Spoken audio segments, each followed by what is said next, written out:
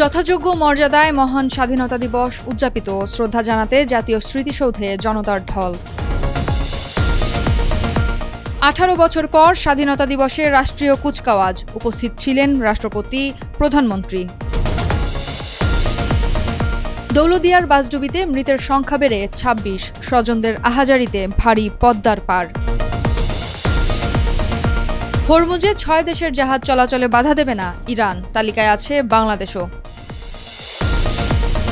ইরানকে পরাজয় মেনে নিতে বলল যুক্তরাষ্ট্র, লড়াই চালিয়ে যাওয়ার ঘোষণা তেহরানের।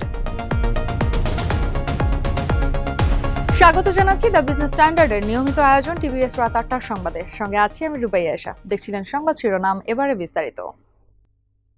যথাযোগ্য মর্যাদায় উদযাপিত হল দেশের 56তম স্বাধীনতা ও জাতীয় দিবস। এ উপলক্ষে রাষ্ট্রপতি মোহাম্মদ শাহাবুদ্দিন ও প্রধানমন্ত্রী তারেক রহমান রাজধানীর উপকণ্ঠে সাভারের জাতীয় স্মৃতিসৌধে পুষ্পস্তবক অর্পণ করে মুক্তিযুদ্ধের শহীদদের প্রতি গভীর শ্রদ্ধা জানান।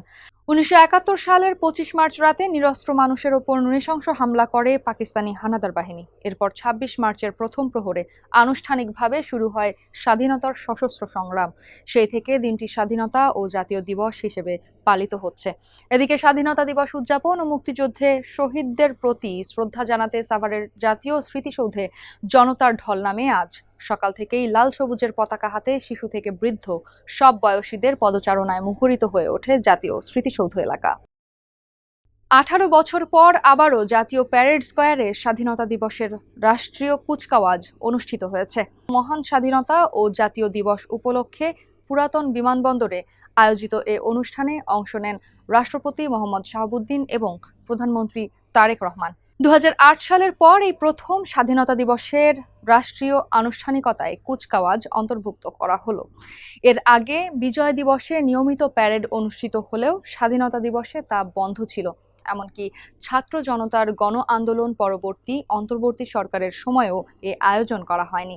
বর্তমান সরকার দায়িত্ব গ্রহণের পর এবারের স্বাধীনতা দিবসকে স্মরণীয় করে রাখতে নেওয়া হয় এই উদ্যোগ।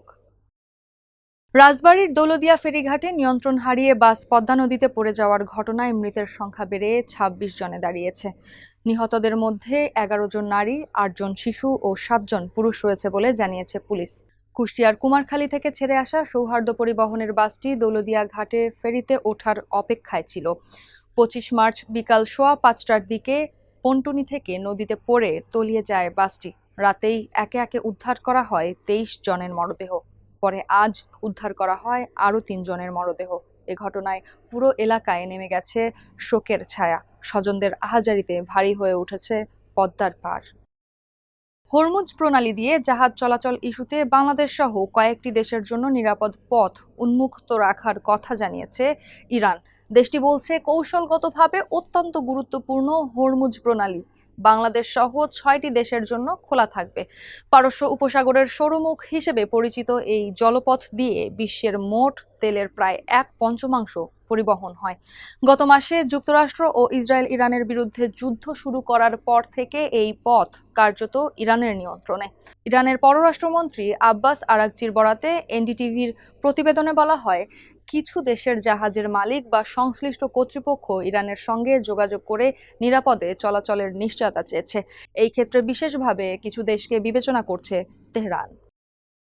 হোয়াইট হাউসের প্রেস সেক্রেটারি ক্যারোলিন লেভিট বলেছেন, তেহরান যদি সামরিকভাবে পরাজিত হওয়ার বিষয়টি মেনে নিতে ব্যর্থ হয়, তবে প্রেসিডেন্ট ডোনাল্ড ট্রাম্প ইরানের ওপর আরও শক্তিশালী আঘাত হানবেন।